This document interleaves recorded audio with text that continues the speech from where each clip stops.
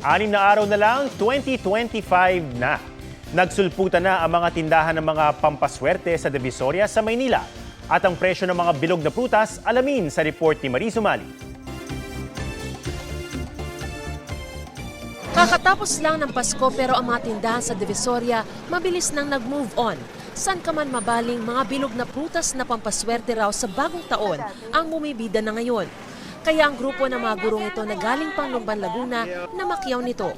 Malusog kami, tapos yung pamumuhay namin, maluwag. Ito ay kahit nagmahal na ang bentahan ng mga prutas. 100 hanggang 500 pesos na raw kasi ang itinaas ng iba't ibang prutas mula sa supplier.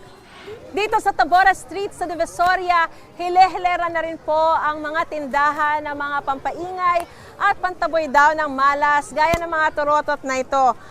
Mula sa pinakamaliit hanggang pinakamalaki, depende sa taste nyo. At kung ayaw nyo naman ang hinihipan para mas hygienic, meron din daw sila ng giant air horn na tulad nito na binobomba lang, malakas na ang malilikhang tunog. Happy New Year!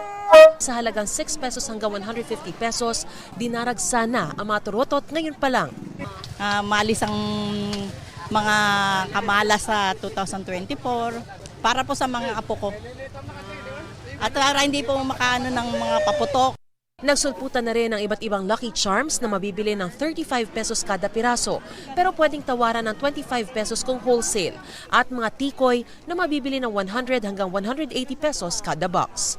Mariz Umali nagbabalita para sa GMA Integrated News. Huwag magpahuli sa mga balitang dapat niyong malaman. Mag-subscribe na sa GMA Integrated News sa YouTube.